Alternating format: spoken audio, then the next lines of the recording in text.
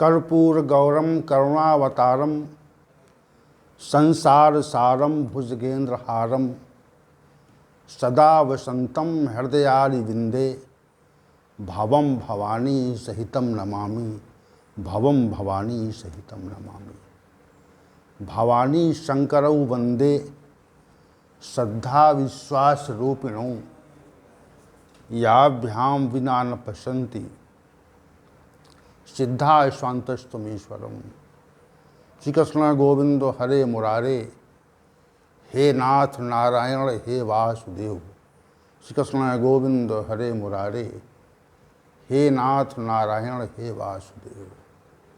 वसुदेव सुतम देवम कंस चाणूरमर्दनम देवकी परमानंदम श्री कृष्णम वंदे जगद्गुरुम कृष्णम वंदे जगद्गुरुम। कृष्णाय वासुदेवाय हरे परमात्मने प्रणत क्लेश नाशाय गोविंदाय नमो नमः गोविंदाय नमो नमः। हम आज सभी पुनः भगवद गीता के इस विशेष ज्ञान सत्र में उपस्थित होकर के भगवद गीता ज्ञान की चर्चा को गति देते हैं। हम सभी का जो लक्ष्य है वह ये है कि समग्र भगवद गीता की व्याख्या हो, उस पर चर्चा हो और जनमानस में या पूरे विश्व में भगवद गीता ज्ञान का प्रचार प्रसार हो सके। इसी उद्देश्य और लक्ष्य को दृष्टिगत रखकर ये सत्र निरंतर आगे की ओर गति कर रहा है। हम सभी अपने लक्ष्य पर निश्चित रूप से अधिक ढंग से आरूढ़ हैं और लक्ष्य पाने के लिए निरंतर प्रयत्नशील हैं। वास्तविक बात तो ये है कि भगवद गीता ज्ञान का जो प्रचलन है वह हमारे भारतवर्ष से लगभग समाप्त सा हो गया है और प्रत्येक क्षेत्र में जो विशिष्ट महानुभाव कार्य कर रहे हैं वे भगवद गीता के सिद्धांतों को के प्रति अनभिज्ञ हैं। उनमें भगवद गीता ज्ञान की शून्यता है और जबकि भगवद गीता का ज्ञान हमारे भारतवर्ष के लिए एक विशिष्ट और गौरवशाली विषय है। इसने भारतवर्ष ने ही समग्र विश्व को भगवद गीता ज्ञान के से परिचित कराया और विशेष प्रस्तुति भगवान श्री गोविंद ने प्रकट होकर के अपने मुखार बिंदु से दी। तो इसी उद्देश्य को लेकर के हम लोग लगे हुए हैं और नित्य निरंतर नवीन सत्रों का आयोजन करके इसको गति देते हैं। तो आइए चलते हैं आज के विषय की ओर। हम सभी अध्याय संख्या 17 के श्लोक संख्या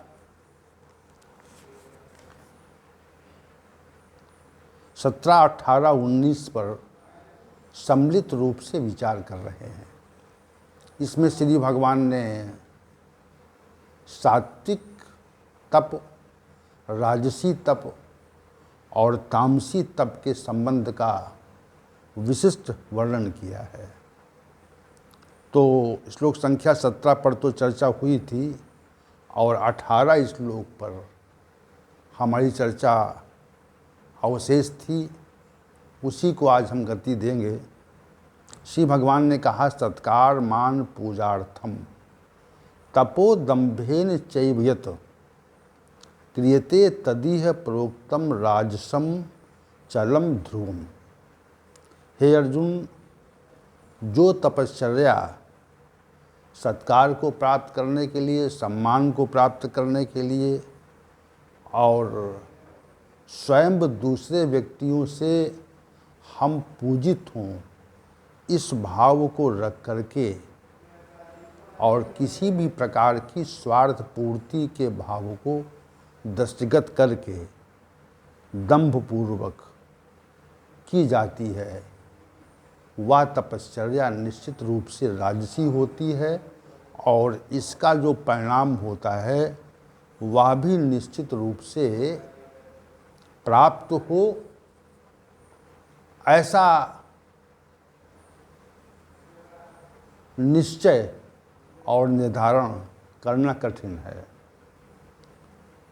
तो तपश्चर्या से परिणाम की प्राप्ति होती है, ये तथ्य निश्चित है। जब हम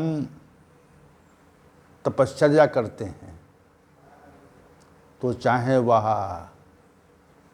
शारीरिक तप हो, चाहे वह वाणी संबंधी तप हो और चाहे वह मानसिक तप हो, प्रत्येक प्रकार के तपश्चर्या में हमको निश्चित रूप से परिणाम प्राप्त होता है। अब परिणाम निश्चित रूप से मिलता है, ये तथ्य हम सभी जानते हैं। यदि हम शारीरिक तप करेंगे या वाणी संबंधी तप करेंगे या मानसिक तप का अनुष्ठान करेंगे तो हमको परिणाम की निश्चित प्राप्ति होती है,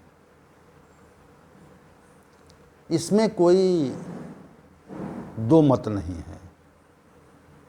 लेकिन राजसी तप में परिणाम के संबंध में अनिश्चितता है, ये कथन श्री भगवान ने इस श्लोक में कहा है। क्यों अनिश्चितता है? कि उसके भावों में तप के भावों में परिवर्तन है, इसलिए अनिश्चितता है। राजसी तप सत्कार को प्राप्ति के लिए किया जाता है कि हमको लोग आदर के भाव से देखें। जैसे हम कहीं जाएं, कहीं पर कोई आयोजन हो, कहीं पर हमको आमंत्रित किया जाए तो वहाँ पर हमारा सत्कार हो और हमको सम्मान मिले। सत्कार और सम्मान में थोड़ा सा अंतर है। हम कहीं जाते हैं तो हमारा जो आदर होता है,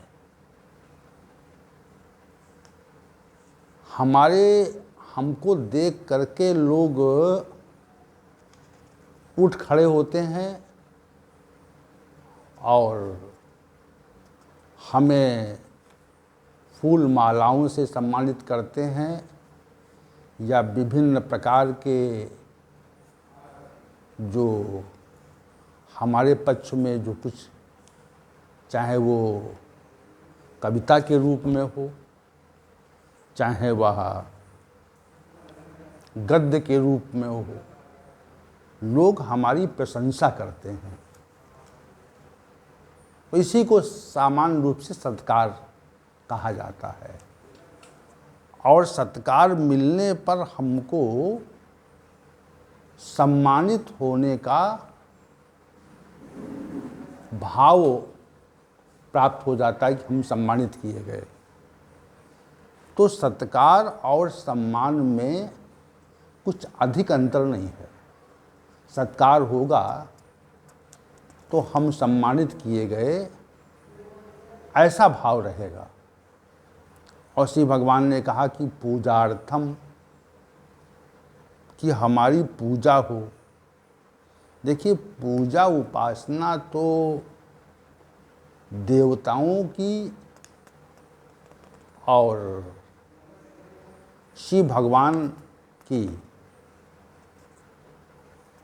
जाती है, सामान्य बात है।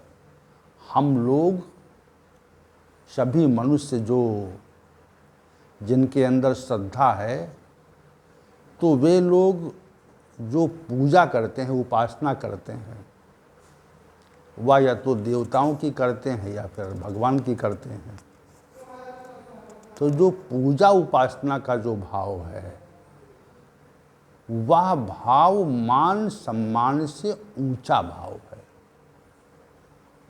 वह हमें भगवान या देवताओं की श्रेणी में लाकर खड़ा कर देता है। जैसे आपने देखा होगा कि अनेक आयोजनों में साधु संतों की आरती उतारी जाती है, तो उनको उच्च पद दे करके उच्च स्थान पर बिठा करके हम सम्मानित करते हैं और फिर उनकी आरती उतार करके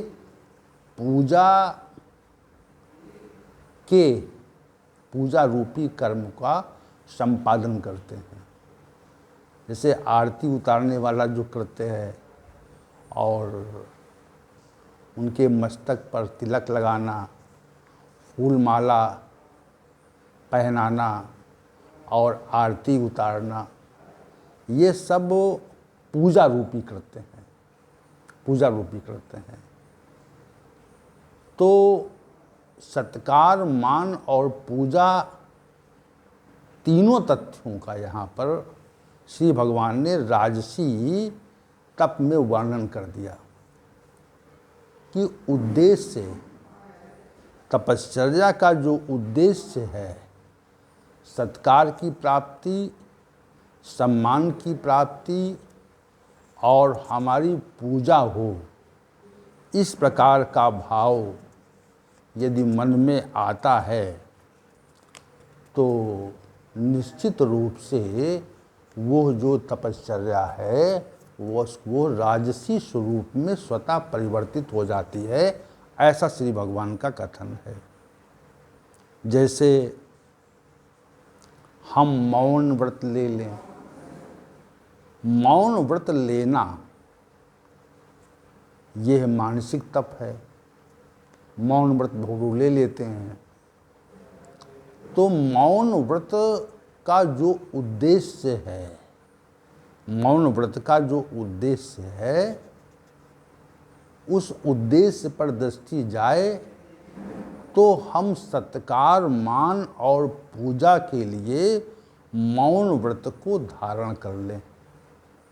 समझिए आप, से कहा कि ये मौन व्रत ग्रहण किए हुए हैं, तो मौन व्रत यदि सत्कार, मान और पूजा के निमित्त धारण किया जाता है कि हमारा सत्कार हो, हमारा मान हो, हमारी पूजा उपासना हो, इसके लिए हम वाणी से मौन हो जाएं, तो ये जो मानसिक तप है, जिसका एक भाग मौन रहना है, यह मानसिक जो तप है वह राजसी तप के रूप में परिवर्तित हो जाता है। और दूसरा, शांत रहें, सौम्य भाव रहे, मन के निग्रह का प्रयत्न, मन निगृहित न हो, लेकिन मन के निग्रह को हम प्रदर्शित करें कि हमारा मन जो है वह हमारे वश में है। ये भाव हम प्रदर्शित करें लोगों के समक्ष। तो ये भाव जब हम प्रदर्शित करते हैं तो वो जो तप है वह राजसी तप हो जाता है, ऐसा श्री भगवान का कथन है। चा आयु पद कह करके श्री भगवान ने कहा, सत्कार, मान और पूजा के लिए जो तपश्चर्या होती है वह निश्चित रूप से राजसी तपश्चर्या है। लेकिन यदि अन्य किसी कारण से हो, जैसे धन प्राप्ति के लिए हो और संपदा प्राप्ति के लिए हो, ऐश्वर्य प्राप्ति के लिए तपश्चर्या की जाए, पद प्राप्ति के लिए तपश्चर्या की जाए, तो वो भी जो या सांसारिक भोगों की प्राप्ति के लिए तपश्चर्या की जाए, तो वो भी जो तपश्चर्या है वह राजसी श्रेणी में स्वतः आ जाती है।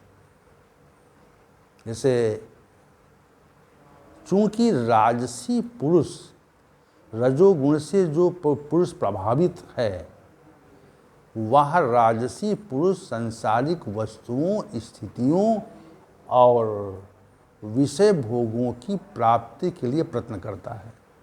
ये विशेष बात है। और जब वो प्रयत्न करता है तो यहाँ पर जो चा आयु पद प्रयोग हुआ है, चा आयु पद प्रयोग हुआ है, वह इसीलिए प्रयोग हुआ है कि हम दूसरे अर्थ के लिए, हम दूसरे कारणों से भी सत्कार मान पूजा के लिए तो करते ही हैं, हम राजसी तप करते हैं, लेकिन दूसरे कारणों से चायु मतलब कि दूसरा कोई कारण हो जाए। हम सत्कार मान और पूजा तो ये है मानसिक भाव हैं, लेकिन धन की प्राप्ति के लिए मौन रखा जाए, धन की प्राप्ति के लिए शांत भाव दिखाया जाए, या हमारा मन निगृहित हो जाए, ऐसे भाव का प्रदर्शन किया जाए, तो उससे हमको धन की प्राप्ति हो, उससे हमको संपत्ति की प्राप्ति हो, उससे हमको प्रतिष्ठा मिले। तो ये जो भाव है, प्रतिष्ठा हमको प्राप्त हो, हमको पद प्राप्त हो जाए, हमको विषय भोग प्राप्त हो जाएं, तो भी हमको ये समझना चाहिए कि हमारा जो तपश्चर्या है वो राजसी तप है, राजसी तप का प्रकार है, राजसी तप में वह परिवर्तित हो गया है। तो सत्कार मान पूजा के लिए तो जो तपश्चर्या होती है वह निश्चित रूप से राजसी है, और धन संपदा ऐश्वर्य पद और विषय भोगों के लिए जो तपश्चर्या की जाती है वह भी निश्चित रूप से राजसी है। श्री भगवान ने ये कहा कि दंभेन कहा, दंभ पूर्वक राजसी जो तपश्चर्या है वह दंभ पूर्वक की जाती है, राजसी जो तपश्चर्या है वह दंभ पूर्वक की जाती है, उसमें दंभाचरण रहता है, यानी दिखावे का भाव रहता है कि हम उसको दिखाते हैं कि हम तपस्वी हैं। दंभेन जो पद यहाँ प्रयुक्त तुझे भगवान ने किया है वह इसी का वाचक है कि लोग हमको तपस्वी समझें। हम वास्तविक रूप से नहीं तपस्वी हैं, हम तपस्वी वास्तविक रूप से नहीं हैं, हमको लोग समझें। एक प्रकार की जो उपासना होती है उसमें प्रदर्शन नहीं होता, और जहाँ पर प्रदर्शन का भाव आ जाता है कि हम अपनी तपश्चर्या को प्रदर्शित करना चाहते हैं, हम अपनी तपश्चर्या को प्रदर्शित करना चाहते हैं, तो वहाँ पर जो तपश्चर्या प्रदर्शन के उद्देश्य से होती है वह निश्चित रूप से राजसी तपश्चर्या का स्वरूप ग्रहण कर लेती है। ये दंभहीन पद इसीलिए श्री भगवान ने कहा कि पाखंड से की जाती है, दंभ पूर्वक की जाती है। लोगों के समक्ष हम जब अपनी तपश्चर्या का प्रदर्शन करते हैं प्रदर्शन के भाव से कि अंदर से तो मौन नहीं है, अंदर से तो आत्मनिग्रह नहीं है, अंदर से तो भगवत चिंतन नहीं है, लेकिन हमको लोग भगवान का भक्त समझें, इस बात का जब हम प्रदर्शन करते हैं, हम चाहते हैं कि हमें लोग भगवत भक्त समझें, है नहीं है, अंदर से नहीं है, वास्तविक रूप से नहीं है, लेकिन वास्तविक रूप से न रहते हुए भी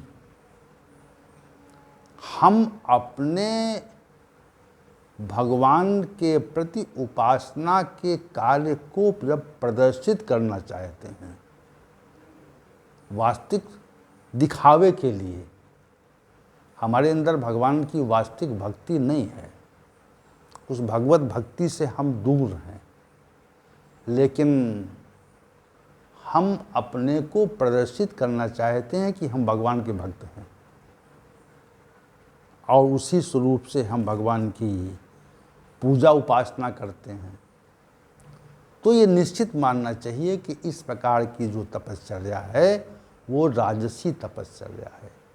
जैसे हम किसी व्यक्ति को ऐसे शब्द नहीं करते हैं, कहते हैं जिससे वो उद्विग्न हो जाए, परंतु समाज में इसका प्रदर्शन करते हैं कि हम मृदुभाषी हैं। मृदुभाषिता का जो तथ्य है वह कभी भी हमारी वाणी से समाप्त नहीं होता, हमारी वाणी में सदैव रहता है, मृदुभाषिता रहती है। तो वास्तविक मृदुभाषिता नहीं है, वास्तविक रूप से हम मृदुभाषी नहीं हैं, लेकिन उसका प्रदर्शन हम कर रहे हैं।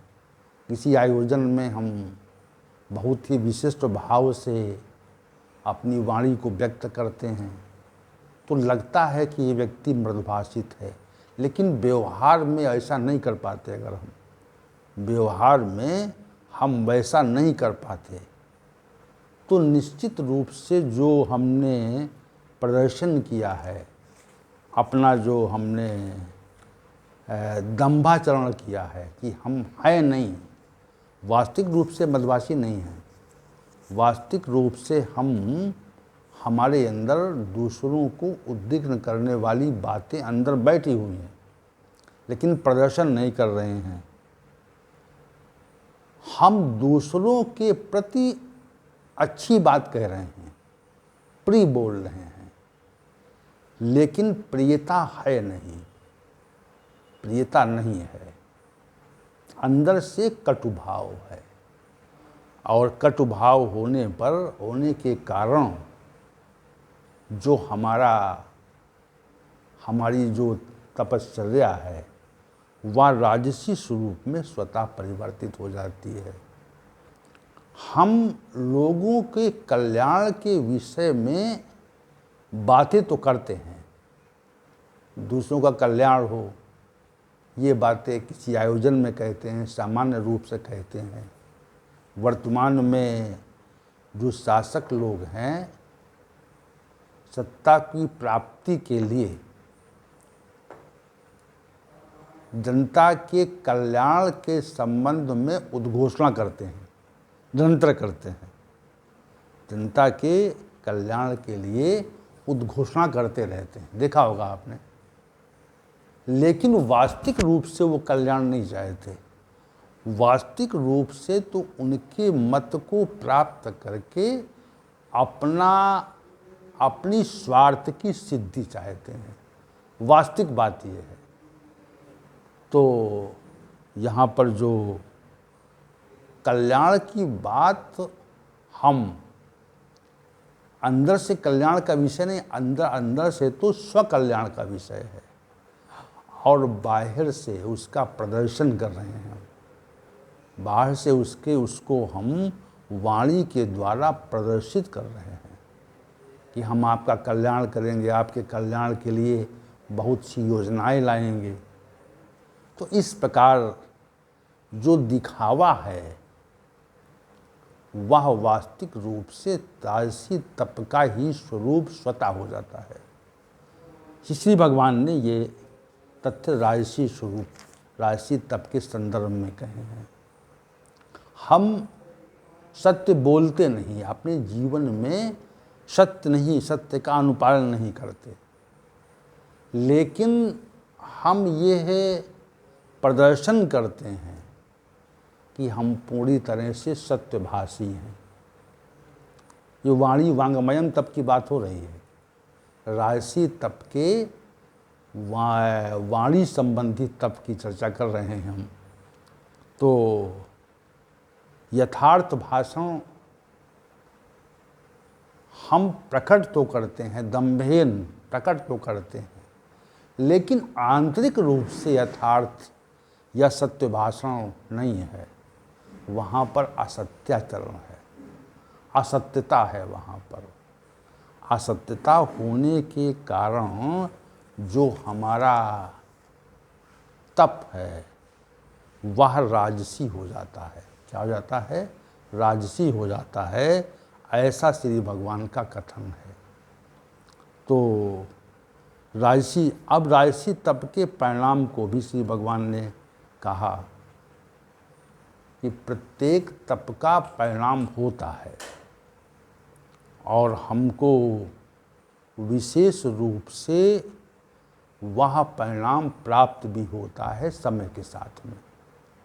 सात्विक तप का परिणाम सात्विक होता है, अच्छा होता है, लेकिन राजसी तप के परिणाम के संबंध में श्री भगवान ने कहा कि निश्चित नहीं है कि हमको परिणाम प्राप्त ही हो जाए, क्योंकि वहाँ पर दम्भहीन पद प्रयुक्त हुआ है, पाखंड पूर्वक दिखावे के लिए हम तपश्चर्या कर रहे हैं। तो दिखावे के लिए तपश्चर्या कर रहे हैं तो उसका परिणाम हमको नहीं मिल सकता। मिल भी सकता है, नहीं मिल सकता है, इसलिए प्रकृति की व्यवस्था पर आधारित है। परिणाम मिलेगा अथवा नहीं मिलेगा, ये विषय प्रकृति के परिणाम विभाग से संबंध रखता है।